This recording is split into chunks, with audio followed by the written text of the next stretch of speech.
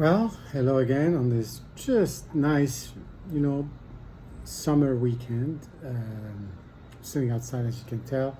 But sometimes the weekend is for people to drink rosé or stuff like this. I'm sorry, but not for me. Not to disparage anything, but I'm gonna stick to my red wines and probably, unless it's incredibly hot and really painful and humid, stick to sort of the usual stuff that we like. Anyway, this is a Cornas.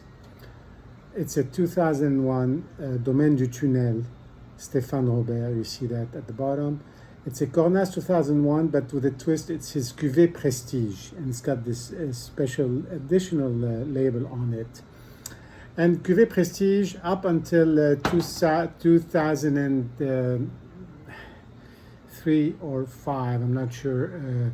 I think was the antecedent, the ancestor, if you want, to the Vin Noir, where, as Stéphane Robert, who we discussed before, because we've had some of his Domaine du Tunnel Vin Noir, with the whole story about the tunnel. Now he turned it into a cellar, and it's really quite something. I would encourage you to go back in the videos and see the one about the tunnel. In any case, in the early 2000s, he started experimenting, trying to get a better cuvée, getting more than just a basic cuvée, trying to isolate some of his best vines and grapes and make a little bit of a higher end. And so that was the Cuvée Prestige. And that worked really well. So it turned into the Vin Noir.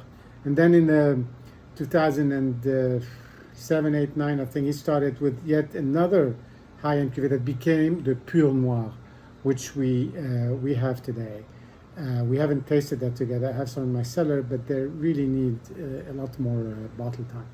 In any case, this is 2001, so 20 plus year old. For these wines, this is, if the bottle was conserved properly and stored properly, it really shouldn't be a big deal. Let's look at this. The color is really dark. Of course, we make a joke about it because it was supposed to be the Vin Noir, the black wine. And it kind of looks a little inky, very dark, very deep.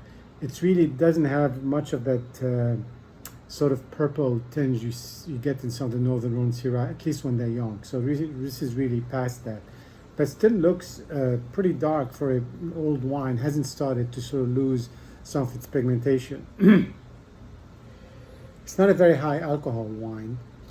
Back then, I think it said 13%. Maybe it's a little more, but back then, as we know, the wines were not very hot. On the nose, when I first opened it, it's got this incredible fat, animal fat nose, and black olive tapenade, sort of olive mixed with olive oil. So, and that's still there. Really very powerful, very, very pungent. And now it's opened up into a little bit more acidity and still not as much fruit as you would have had, maybe 10 years ago, but a very, very distinctive.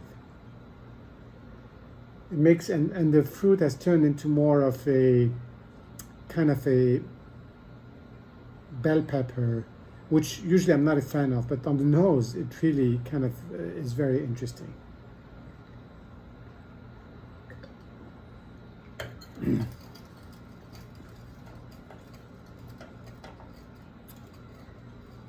Very gentle on the palate. This is not an attack wine anymore. It's got plenty of acidity, which is great after all these years because it's going to help with food. It's going to help it also age even longer. I have another bottle. Maybe I'll leave it for a few years. But the finish is very nice. The finish is really long.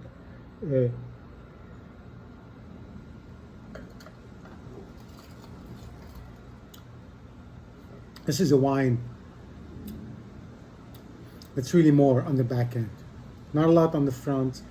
Very gentle in the palate. I mean, you feel it and you can feel the salinity and the acidity and it would sort of, you feel like you want to mix it with some food.